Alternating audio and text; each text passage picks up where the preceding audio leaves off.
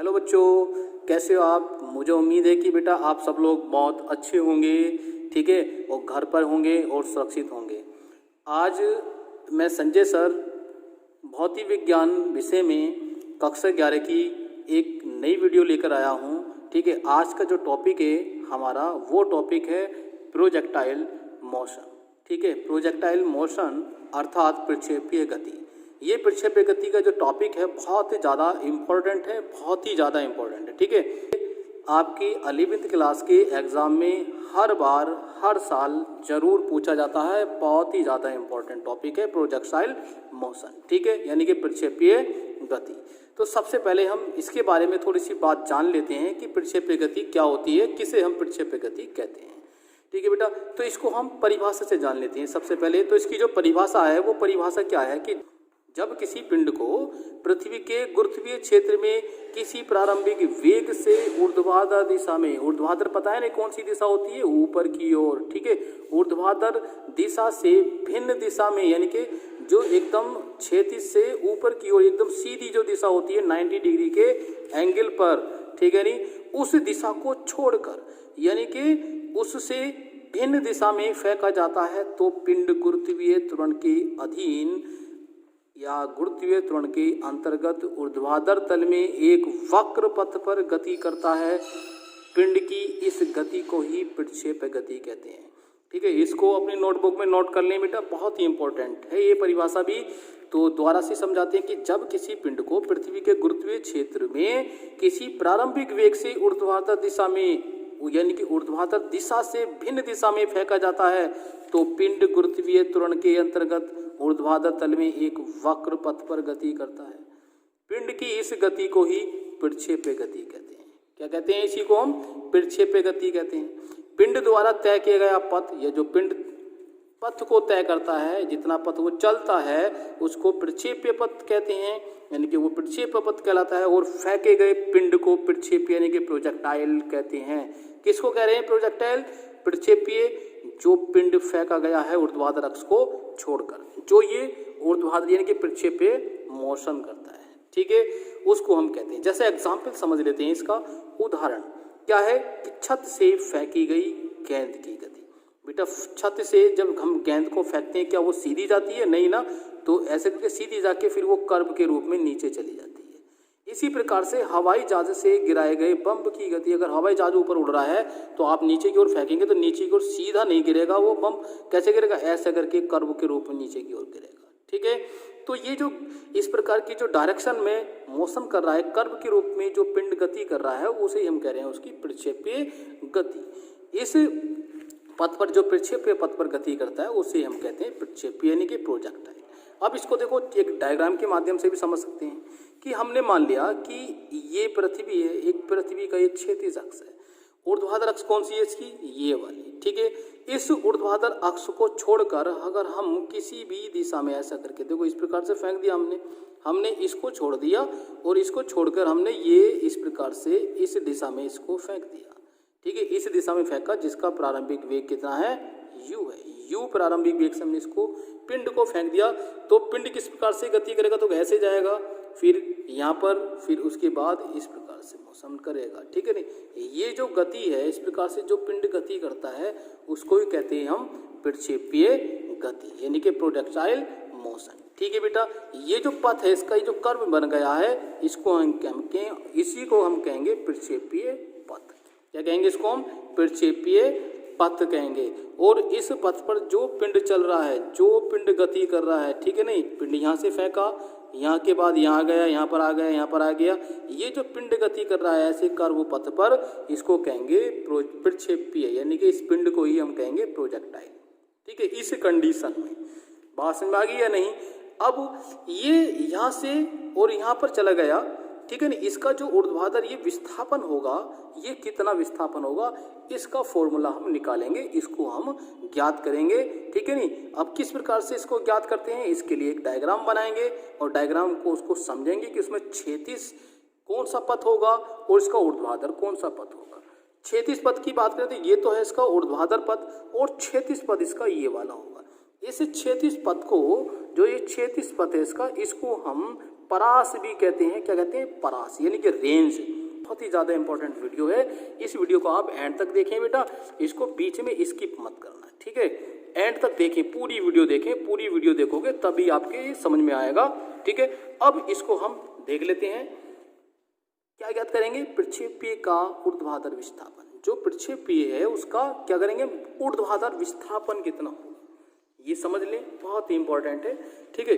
कैसे कि हमने मान लिया, क्या माना कि एक डायग्राम बना लेते हैं सबसे पहले, ठीक है। क्या बना लेते हैं? एक डायग्राम बना लेते हैं इस प्रकार से, ठीक है। अभी जो हमने बनाया था उसी के अकॉर्डिंग। ये क्या है? इसकी एक्स अक्ष है, और ये कौन सी अक्ष है? वाई अक्ष है, ठीक है। ये जो एक्स अक्ष है ये इसकी क्षैतिज अक्ष है, और ये ऊर्ध्वाधर अक्ष है। पिंड को इस वाले बिंदु O से फेंका जा रहा है। कहाँ से फेंका जा रहा है? बिंदु O से। तो हम मान लेंगे कि माना किसी बिंदु O से एक पिंड को, ठीक है, क्षैतिज यानी कि ऊर्ध्वाधर अक्ष को छोड़कर किसी थीटा कोण पर फेंका जा रहा है। कितने कोण पर फेंका जा रहा है बेटा? थीटा कोण पर। देखो ये कोण जो है इसका, ये एंगल यहाँ से थीटा बना रहा है, ठीक है। इस थीटा एंगल पर फेंका जा रहा है। कहाँ? ऊर्ध्वाधर दिशा में। और कितने वेग से फेंका जा रहा है? ये u वेग से फेंका जा रहा है, ठीक है। कितने वेग से फेंका जा रहा है? u वेग से। देखो बेटा, जब यहाँ से हम इसको फेंकेंगे तो एक कर्व बनेगा इस प्रकार से, ठीक है। देखो मैंने इस दिशा में फेंका, कितने एंगल पर? ऊर्ध्वाधर अक्ष को छोड़कर एक थीटा एंगल पर फेंका, और ये क्या बना? एक इस प्रकार से, देखो एक कर्व बन गया, ठीक है बेटा। क्या बन गया? एक ये कर्व बन गया इस प्रकार से, ठीक है। ये आ गया जो यहाँ पर आकर मिलता है, एक कर्व बन गया। यही होगा प्रक्षेपीय पथ इस पिंड का, जो पिंड हमने यहाँ से फेंका है, ठीक है। इसका जो वेग है वो कितना है? u। इसका प्रारंभिक वेग u है, ठीक है। एक प्रारंभिक वेग से हमने फेंका। अब ये पिंड चलता चलता हमने माना एक बिंदु ये आ गया, इस बिंदु पर आ गया, ए बिंदु पर। फिर इसके बाद में एक ये P बिंदु आया, इस P बिंदु पर आ गया। फिर इसके बाद हमने देखा कि एक बिंदु और आ गया, यहाँ पर B बिंदु आ गया। ऐसे करके हम बिंदु इसके मानते चले गए, ठीक है, B बिंदु। फिर इसके बाद में यहाँ पर एक लास्ट बिंदु हमने ये मान लिया, ठीक है। नहीं, कौन सा बिंदु मान लिया? एक P हो गया, A हो गया, इसको B मान लिया, इसको P से इसको Q मान लिया, P Q। लास्ट वाला बिंदु कौन सा बेटा? इसका Q बिंदु हमने मान लिया, ठीक है। अब इनकी हर एक स्थिति में, यानी कि इन बिंदुओं पर इनकी पोजीशन, पिंड की पोजीशन क्या होगी? तो सबसे पहले हम देखते हैं कि जैसे ही हमने u वेग से थीटा कोण पर इसको फेंका तो इसने कर्व का रूप धारण कर लिया, और ये एक प्रक्षेपीय पथ पर मोशन करना शुरू कर दिया, ठीक है। ये जो u वेग है, ये u वेग दो घटकों में बढ़ जाएगा इस बिंदु पर। कितने घटकों में बढ़ जाएगा? दो घटकों में, ठीक है। देखो कैसे कैसे घटक होंगे, ठीक है। एक घटक तो देखो ये वाला होगा इसका, ये इसको कहेंगे इस u का ऊर्ध्वाधर घटक। अब देखो ये है थीटा एंगल पर है। अब ऊर्ध्वाधर कौन सा है? क्षैतिज। कौन सा? क्षैतिज अक्ष तो हमारी ये वाली है। ये कौन सी? ऊर्ध्वाधर अक्ष है। तो क्षैतिज अक्ष पे क्षैतिज घटक, ठीक है। यहाँ पर ये कौन सा होगा? क्षैतिज घटक। ऊर्ध्वाधर अक्ष पे ऊर्ध्वाधर घटक, ठीक है। क्षैतिज अक्ष पे जो घटक बना हमारा वो कौन सा होगा? इसको कहेंगे हम u। ये u है, u बटा है क्षैतिज अक्ष पे, यानी कि x अक्ष पर है तो ux कोस, ठीक है, ux घटक कहेंगे इसको। क्या कहेंगे बेटा? ux। और इसको कहेंगे uy। क्या कहेंगे इसको? uy। दो घटक बढ़ गए हमारे, एक तो ux हो गया और एक uy हो गया। तो ये इन घटकों को हम कहते क्या है बेटा? ये तो होता है u कोस थीटा क्षैतिज घटक, और ऊर्ध्वाधर होता है u साइन थीटा। तो इसको चाहे तो हम यहाँ पर भी लिख सकते हैं या फिर आगे लिख देंगे, ठीक है। इससे कोई प्रॉब्लम नहीं आएगी। अब देखो ये जो घटक हैं, इन घटकों को देखेंगे प्रत्येक बिंदु पर कैसे कैसे चेंज होगी। इस वाले बिंदु पर देखें तो क्षैतिज घटक एक्स अक्ष के अनुदिश होगा, देखो इस प्रकार से, ठीक है। हमने ऐसे लाइन खींच दी, इस अक्ष के अनुदिश क्षैतिज घटक होगा। कौन सा होगा? ये यू एक्स। अब इसके बाद में देखो u तो प्रारंभिक वेग है, लेकिन ये वेग हमने मान लिया अंतिम में, तो यहाँ के बाद में इसका वेग चेंज हो गया। अब कितना वेग हो जाएगा यहाँ के बाद? इसका वेग हो जाएगा बेटा v। तो ये v भी दो भागों में बढ़ जाएगा। तो v का क्षैतिज घटक vx और v का ऊर्ध्वाधर घटक ये होगा y अक्ष के समांतर खींचेंगे रेखा, ठीक है, ये हो जाएगा vy, ठीक है बेटा। तो यहाँ से थीटा एंगल बन गया। इसके बाद P बिंदु पर आते हैं। देखो पी बिंदु पर हम देखेंगे वेग कैसे जाएगा, स्पर्श करते हुए जाएगा इस लाइन को, ऐसे चला जाएगा। तो क्षैतिज घटक भी कहाँ होगा, ये होगा v, ठीक है, और क्षैतिज घटक भी इसी डायरेक्शन में होगा आगे की ओर, ये होगा v, ठीक है, x। उसका ऊर्ध्वाधर कौन सा होगा बेटी, ऊर्ध्वाधर अगर हम देखें यहाँ पर तो हमारे इस अक्ष के अनुदिश, लेकिन हमारा v क्या हो गया यहाँ पर, ऑलरेडी हमने देखा x अक्ष और v दोनों थीटा एंगल कितना हो गया यहाँ पर, 0 हो गया। इस पोजीशन में थीटा बराबर 0, और जब थीटा बराबर 0 हो जाता है, हमने पीछे ग्राफ वाले में समझा था, ग्राफ समझाया था, तो ग्राफ में क्या हो जाता है, जहाँ पर थीटा 0 हो जाता है तो वहाँ पर उसका वेग भी 0 हो जाता है। कितना हो जाता है, वेग 0, यानी कि क्षैतिज घटक और जो वेग के बीच में जो कोण बनता है थीटा इक्वल टू 0, तो उसके आधार पर वेग 0, यानी कि इसका मतलब है कि ये एक सीधी लाइन, यानी कि एक्स अक्ष के अनुदिश एक रेखा प्राप्त होगी। इससे स्पष्ट हो रहा है कि वस्तु विराम की अवस्था में आ जाएगी। यहाँ पर कैसी पोजीशन में जाएगी वस्तु, यानी कि पिंड कुछ क्षण के लिए यहाँ विराम की पोजीशन में होगा, इसका ये मतलब है। अब इसके बाद बिंदु बी की बात करें, देखो एक्स अक्ष के अनुदिश हमने एक लाइन खींच दी है, ठीक है, वाई अक्ष के अनुदिश ये नीचे की ओर खींचेगी, वो ऊपर की ओर नहीं, पिंड नीचे की ओर आ रहा तो नीचे की ओर खींचेगी, तो इसका जो v है वेग ये वाला होगा। देखो अब तो एंगल थीटा बढ़ गया है ना, अब 0 नहीं है, तो 0 नहीं है तो यहाँ पर क्षैतिज घटक होगा, तो ये क्षैतिज कौन सा होगा यहाँ पर, ये vx ये होगा और vy ये वाला होगा, ठीक है, ये कौन सा होगा, v होगा। इस प्रकार से इसका इस बिंदु पर अगर वेग देखें तो बेटा इसकी स्पर्श रेखा अगर हम खींचे आगे की ओर तो v कौन सा होगा, ये होगा। इसका क्षैतिज घटक इस डायरेक्शन में होगा आगे की ओर, ये होगा vx, ठीक है, और ऊर्ध्वाधर नीचे की ओर होगा vy, ठीक है, ये थीटा कोण यहाँ पर बनेगा एंगल थीटा, ये पोजीशन हमारी प्राप्त हो जाएगी। अब देखो हमने बिंदुओं की बात करी, भिन्न भिन्न बिंदु देखें, एक बिंदु ये देखा, फिर इसके बाद ये देखा, फिर इसके बाद ये, फिर इसके बाद ये, फिर इसके बाद ये भिन्न भिन्न बिंदुओं पर हमने इसकी पोजीशन देखी। हर बिंदु पर पोजीशन चेंज हो रही है। यहाँ पर थीटा एंगल बढ़ा है, यहाँ थीटा कम हो गया, यहाँ पर आके 0 हो गया, फिर इसके बाद में फिर बढ़ा थीटा, फिर बढ़ गया, फिर बढ़ता चला गया, लेकिन वस्तु यहाँ पर आके गिर गई, यानी कि पिंड यहाँ पर आके टकरा गया, तो क्षैतिज तल पे आके टकरा गया, ठीक है नहीं।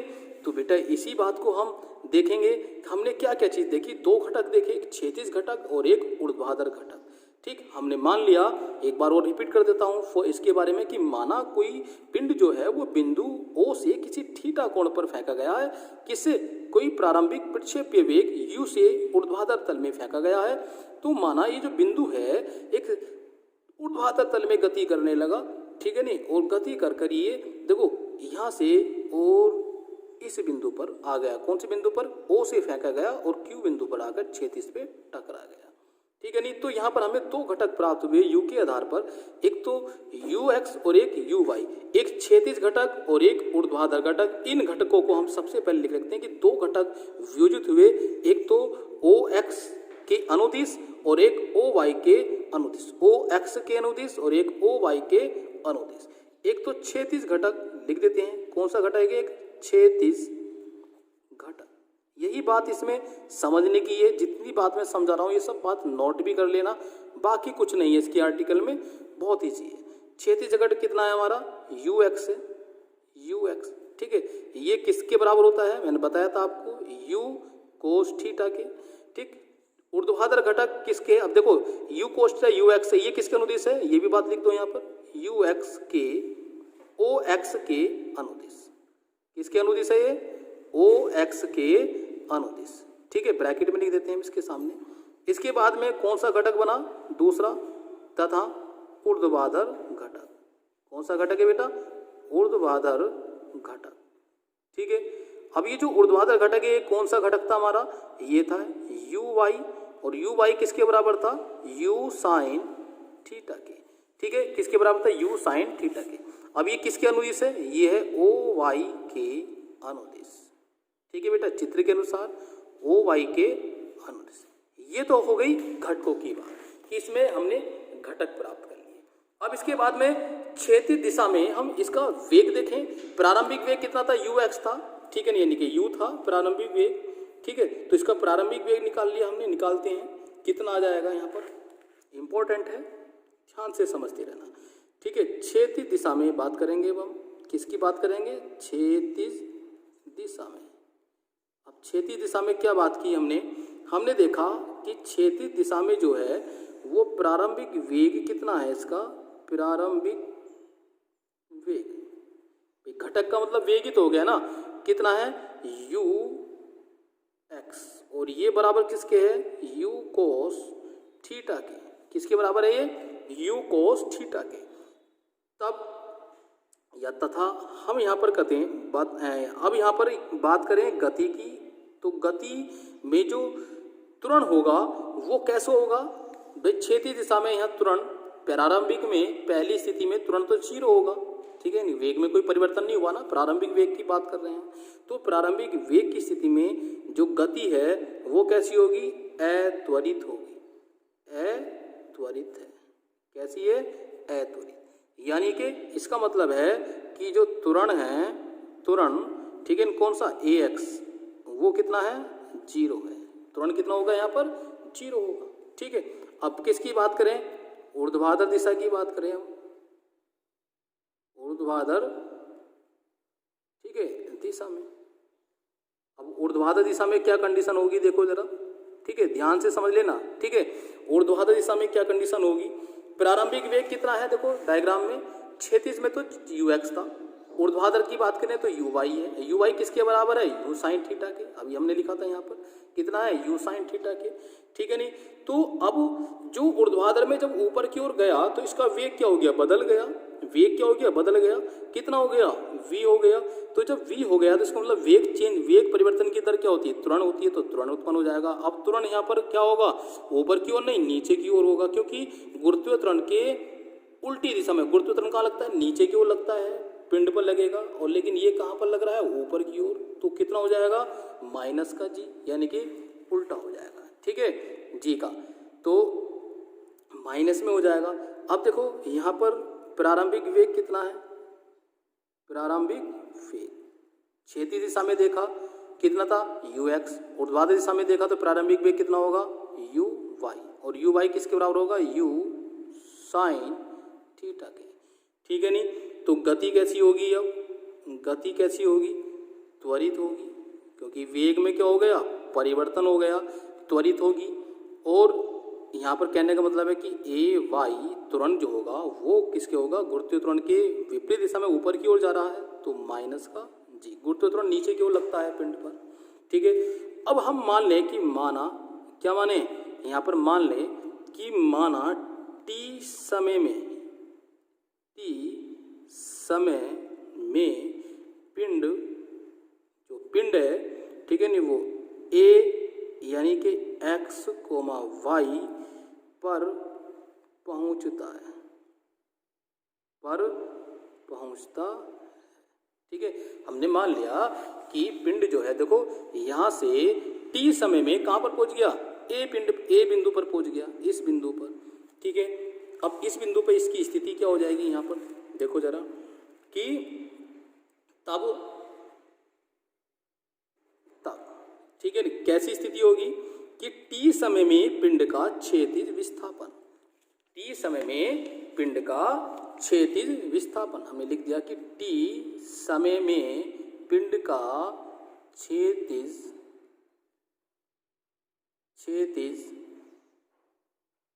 विस्थापन कितना होगा x, कितना होगा क्षैतिज विस्थापन x, हमने मान लिया। यहाँ पर क्षैतिज कौन सा, ये वाला क्षैतिज विस्थापन है, t समय में पिंड का क्षैतिज विस्थापन बिंदु a तक x हो गया और y तक y होगा जाएगा, ठीक है नहीं, कितना विस्थापन हो जाएगा y तक y, और t समय में पिंड का ऊर्ध्वाधर कौन सा विस्थापन होगा, ऊर्ध्वाधर विस्थापन y है।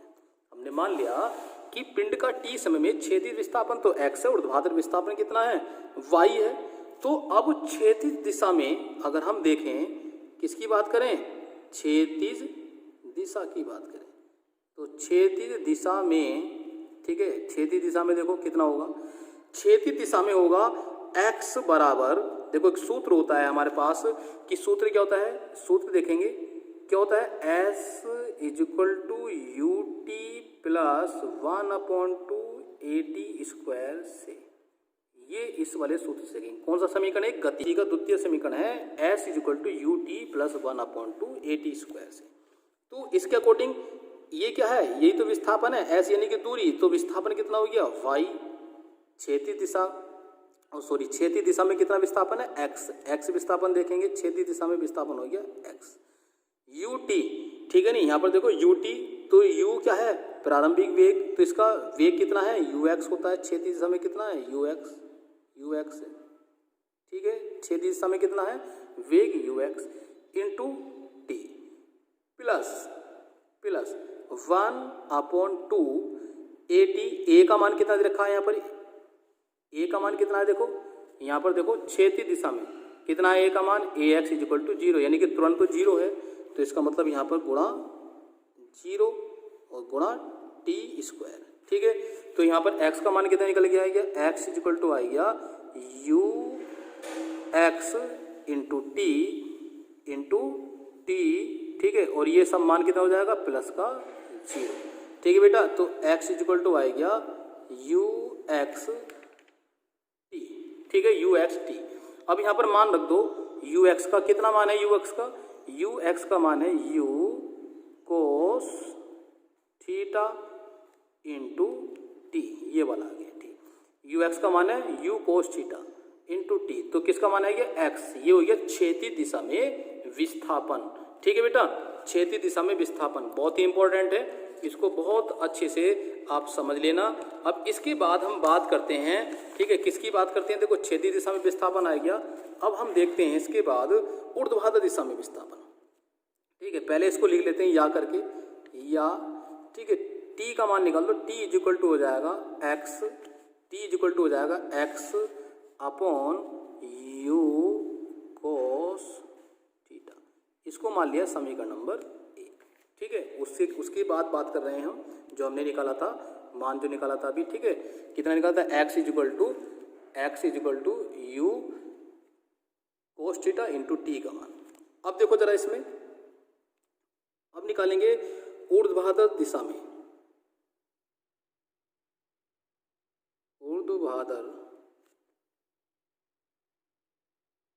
दिशा में विस्थापन देखेंगे उसी सूत्र से। कौन से सूत्र से?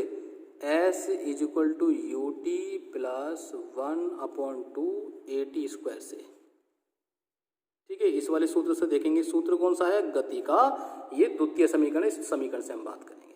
तो ऊर्ध्वाधर दिशा में जो विस्थापन है, विस्थापन कितना हो जाएगा? ऊर्ध्वाधर दिशा में विस्थापन y इक्वल टू कितना हो जाएगा? देखो u की जगह क्या लिखेंगे? वहाँ पर तो लिखा था ux, इसमें लिखेंगे uy into T plus 1/2। a का मान कितना है यहाँ पर? ay। तो ay का कितना हो जाएगा यहाँ पर मान? ये हो जाएगा बेटा, चलो इसको मान लिख देते हैं ay। ये कितना है? ay into T square. अब देखो y इक्वल टू uy का मान कितना आया था? u साइन थीटा, ठीक है, इंटू टी और प्लस 1/2। ay का मान कितना आया था यहाँ पर? देखो ay का मान कितना था यहाँ पर, ठीक है। कितना है ay का मान? माइनस का g। तो यहाँ पर रख देंगे हम माइनस का g, ठीक है, और इंटू टी की घात 2, ठीक है बेटा। तो y बराबर u sine theta into T. अब देखो plus minus 1/2 g T square, ठीक है। अब हमने अभी लिखा था t इक्वल टू कितना मान आया था? x upon you cos theta. तो ये समीकरण नंबर 1 से मान रख देंगे यहाँ पर। समीकरण 1 से t का मान रखने पर, ठीक है, t का मान रख देंगे यहाँ पर। कितना जाएगा? y बराबर u sine theta into t का मान कितना है? कितना आया था? x अपॉन देखो ऊपर दे रखा है x upon you cos theta, x upon you cos theta, ठीक है। इसके बाद माइनस का 1/2 g ऐसे ही रहेगा, ठीक। t का मान रखा है यहाँ पर, कितना रखेंगे यहाँ पर? u cos x upon you cos theta, x upon you cos theta और घात कितनी है यहाँ देखो, टी स्क्वायर है, तो इस पर भी क्या हो जाएगा, स्क्वायर।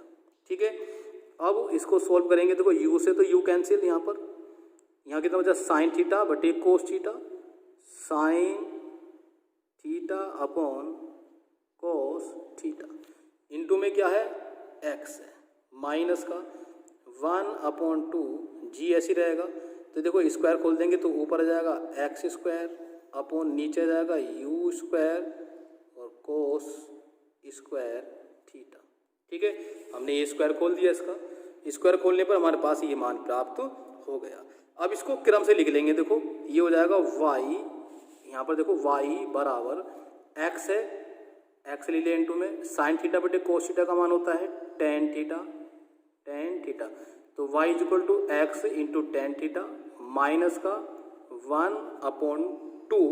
ठीक है, ये क्या मान है हमारे पास, g है, तो g हमने इसके साथ ले लिया, ऊपर ले लिया g और बटे ये ले लिया u square cos square theta. ठीक है, x को हमने यहाँ पे ले लिया एक्स स्क्वायर। देखो इनटू में ही तो है, यहाँ ऊपर लिख लें चाहे यहाँ पर लिख लें, बात एक ही है।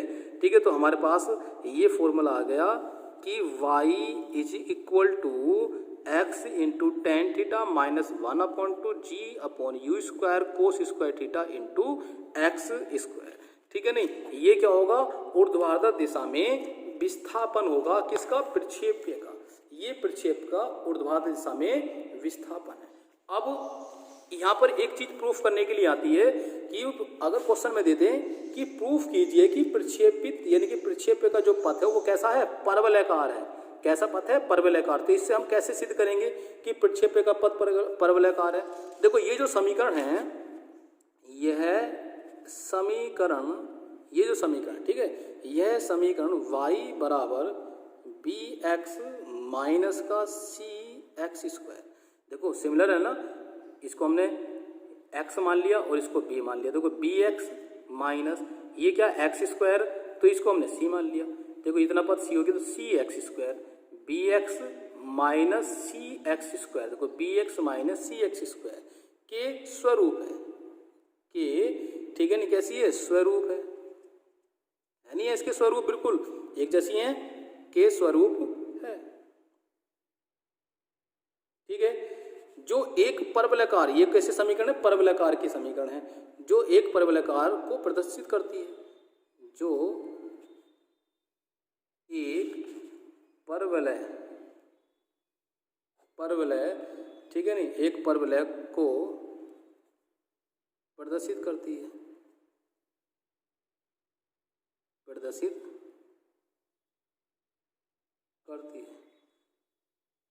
जो ये समीकरण है y बराबर B X minus C X square, ये इसके परवलय, ये जो है ना इसके स्वरूप है, और ये जो समीकरण है, ये समीकरण एक परवलय को प्रदर्शित करती है। तो इसलिए ये जो समीकरण ऊपर वाली है, विस्थापन y इक्वल टू, इसका विस्थापन कैसा होगा, एक परवलयाकार होगा। तो इसलिए हम लिख सकते हैं यहाँ पर कि अतः पृथ्वी के गुरुत्वीय क्षेत्र में, बेटा सब बातों को लिखते रहना, गुरुत्वीय क्षेत्र में, ठीक है, पिंड का प्रक्षेप्य पथ, पिंड का